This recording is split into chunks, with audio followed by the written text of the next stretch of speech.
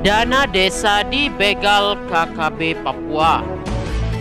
Dikutip dari Merdeka.com. Menembus jalan terjal, hutan dan perbukitan rela dilakukan kepala desa di Papua untuk mengambil transfer dana desa dari pemerintah pusat. Tak jarang, usahanya mengancam nyawa.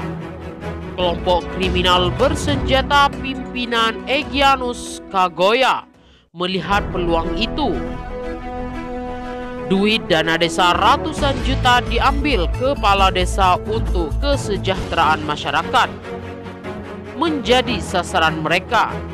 Mereka menginginkan dana itu untuk operasional KKB, termasuk membeli senjata melawan aparat. KKB Papua mengetahui persis jadwal pengambilan uang dana desa. Mereka juga sudah memetakan jalur yang biasa dilewati. Jalurnya di luar radar penjagaan aparat. Biasa mereka tahu jadwal-jadwal yang turun, ada bocoran halus. Kemudian mereka tungguin di titik poin tertentu. Terus nanti begitu setelah kepala desa sudah diambil, dipalaklah di situ. Jelas mantan Kapolda Papua, Komjen Pol Pur Paulus Waterpau saat berbincang dengan Merdeka.com pekan lalu. Kantor jalan di Papua berliku. Terkadang para kepala desa harus naik angkutan umum, berjalan kaki puluhan kilometer untuk mengambil dana desa. Kondisi ini dimanfaatkan KKB untuk merampok. Tapi ada temuan lain. Ada kepala desa yang justru dengan sengaja memberikan duit dana desa untuk operasional KKB dengan sejumlah alasan. Salah satunya karena hubungan kekerabatan dengan para buronan polisi itu. Mereka ada hubungan familia atau keluarga, jadi membantu saudara-saudaranya. Modus perampokan dana desa oleh KKB sudah terendus sejak 2019. Hingga kini masih kerap dilakukan. Teranyar pelakunya sudah tertangkap. Berawal dari penangkapan Paniel Kagoya umur 41 tahun. Dia tersangka menyuplai senjata KKB di Intan Jaya.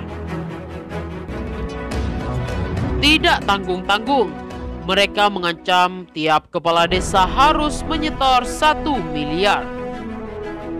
Paniel Kagoya menghabiskan dana 1,1 miliar untuk membeli 4 pucuk senjata api untuk KKB pimpinan Egyanus Kagoya.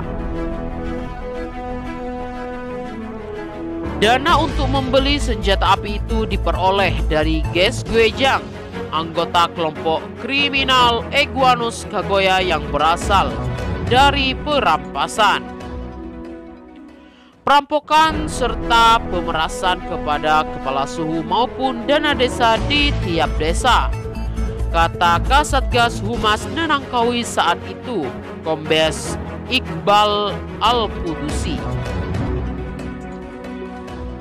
Data Kementerian Keuangan di Kabupaten Intan Jaya terdapat 97 desa yang mendapatkan dana desa.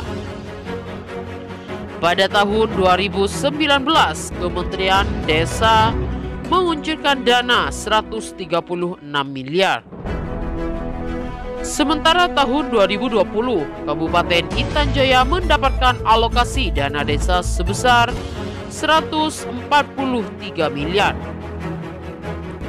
Pada akhir 2019, Mabes Polri mengungkapkan selembaran dari KKB. Isinya, KKB meminta para kepala desa untuk menyiapkan dana desa untuk kebutuhan kelompoknya. Direktur Kriminal Umum Kepolisian Daerah Polda Papua, Kombes Faisal Ramadhani, tengah melakukan penyelidikan tentang penggunaan dana desa untuk kepentingan KKB, khususnya di Kabupaten Pegunungan Bintang, Provinsi Papua. Dari keterangan para pelaku, dana desa dikumpulkan dari beberapa kepala kampung di Pegunungan Bintang untuk membeli senjata dari Papua Nugini. Tapi, ini kan baru keterangan sepihak seperti itu, dan mungkin nanti direktorat lain yang mendalami lebih, ujar Faisal. Dana desa yang dikumpulkan digunakan untuk membeli 20 pucuk senjata. Berbeda dengan di Intan Jaya, di Pegunungan Bintang dipimpin oleh kelompok Lamak Taplo. Dari 20 senjata itu, 8 diantaranya telah diamankan aparat.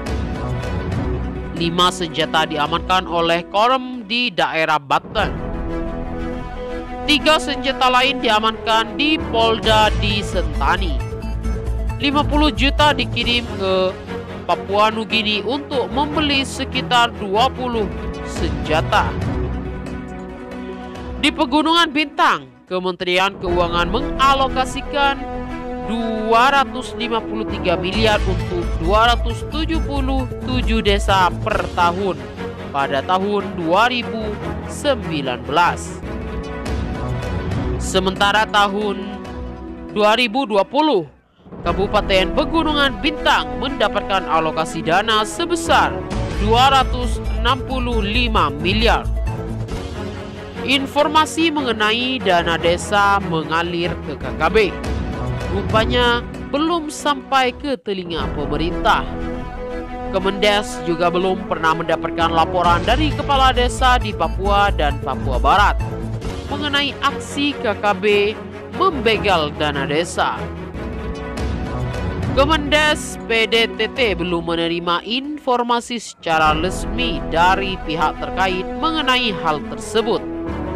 Singkat Direktur Jenderal Pembangunan Desa dan Perdesaan Kementerian Desa PDT dan Transmigrasi Sugito saat dikonfirmasi.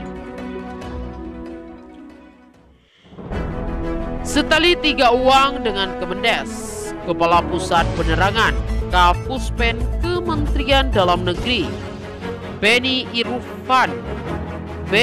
Irwan juga tidak mengetahui dugaan dana desa mengalir ke kelompok separatis. Kemendagri hanya menekankan penggunaan dana desa tak bisa sembarangan. Dana desa telah diatur dengan Undang-Undang Nomor 6 Tahun 2014 tentang desa. Tujuannya untuk melindungi dan memberdayakan desa menjadi kuat, maju, mandiri, dan demokratis. Meningkatkan kualitas perencanaan dan penganggaran pembangunan di tingkat desa dan pemberdayaan masyarakat desa. Dana desa bersumber dari APBN yang diperuntukkan bagi desa yang ditransfer melalui anggaran pendapatan dan belanja daerah, kabupaten atau kota dan digunakan untuk membiayai penyelenggaraan pemerintah, pelaksanaan pembangunan, pembinaan kemasyarakatan, dan pemberdayaan masyarakat. Jatah dana desa Papua. Data dari Kementerian Desa Provinsi Papua mendapatkan alokasi dana desa lebih dari 5 triliun untuk 5.411 desa. Sementara Provinsi Papua Barat mendapatkan alokasi 1,5 triliun untuk 1.742 desa. Dari data itu, Direktur Jenderal Pembangunan Desa dan Perdesaan Kementerian Desa PDT dan Transmigrasi Sugito menjelaskan, jika di rata-rata, maka satu desa di Provinsi Papua mendapatkan jatah 1 miliar. Sementara satu desa di Provinsi Papua Barat mendapatkan alokasi 890 juta. Kepala Desa Empunisen, Kabupaten Biak Numfor, Martin Rumbarar, berbagi cerita. Penggunaan dana kampung atau desa mengacu hasil rapat kampung ditentukan oleh pos-pos yang disepakati bersama dengan mengikuti acuan dari pemerintah daerah. Tetapi juga ada kebijakan-kebijakan khusus yang disepakati lewat program yang ada di kampung tersebut. Misalnya, penggunaan infrastruktur, pemberdayaan perempuan, pendidikan, perjalanan aparatur kampung, tunjangan aparat kampung, honor-honor kader posyandu, honor-honor Bimnas, Bimas, termasuk guru-guru honor yang diminta masyarakat untuk mengajar di SD setempat. Pengadaan sarana prasarana berupa perahu fiber dan motor tempel. Dana desa juga digunakan untuk membiayai pendidikan mulai dari usia dini hingga perguruan tinggi. Ada pula pos keamanan yang berkaitan dengan pelayanan juga pembangunan, seperti pembangunan rumah ibadah dan rumah pastor atau pendeta hingga honor pelayanan jemaat. Selama ini soal adanya dana desa, kami mendapat informasi dari pendampingan distrik atau pendampingan kampung terkait dana desa sudah ada di pemerintah daerah. Sehingga kami langsung menggelar rapat musyawarah kampung dengan menyesuaikan pagu dana yang tersedia, ujar Martin Rumbarar. Selama kepemimpinannya, setiap tahun mengelola dana desa tak sampai 1 miliar, sekitar 700 juta rupiah dengan sistem pencairan 40% tahap pertama, 40% tahap kedua, dan terakhir 20% Kepala Pusat Penerangan. Kementerian Dalam Negeri Kemendagri Beni Irfan menegaskan, dana desa bukan hanya tanggung jawab Kemendagri, tapi melibatkan sejumlah kementerian termasuk Kementerian Keuangan dan Kementerian Desa. Tugas Kemendagri khusus pembinaan terhadap aparatur pemerintah daerah, khusus berkenaan pengelola keuangan desa. Beni menjelaskan, keuangan desa tidak cuma bersumber dari dana desa. Ada 7 sumber pendapatan desa. Dari desa hanya salah satunya saja. Kemendagri dalam hal ini menyiapkan regulasi tentang pengelolaan keuangan desa. Lahirlah Permendagri, kemudian menyiapkan pelatihan bimbingan teknis untuk pemerintah desa. Sementara pengaturan penggunaan dana desa secara khusus dilakukan Kementerian Keuangan, termasuk alokasi dan mekanisme pencairan dana. Mulai dari APBN turun ke APBD lalu ke APBDes. Kementerian Desa bertugas mengatur prioritas penggunaan. Ada mekanisme dalam penggunaan dana desa, misalnya harus melibatkan masyarakat dan diawasi aparatur desa. Sebagai bentuk transparansi, ada pula desa yang membuat banner besar dalam laporan penggunaan dana desa. Beni menambahkan soal batasan penggunaan dana desa. Meskipun ada kebutuhan, dana desa tidak bisa digunakan untuk kepentingan di luar desa. Kemendagri tak tutup mata pengelolaan dana desa tidak sepenuhnya berjalan sesuai rencana. Ada saja sejumlah khusus yang melanggar aturan. Hal ini salah satunya karena latar belakang kepala desa yang berbeda-beda.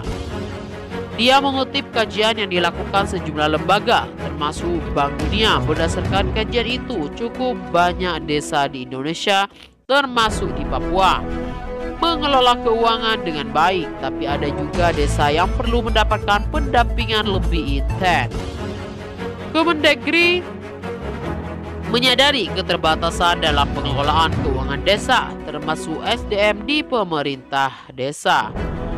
Ada yang sarjana, Ada yang lulusan SMA dan ada juga yang SMP. Ada yang tidak lulus sama sekali. Itulah kondisinya.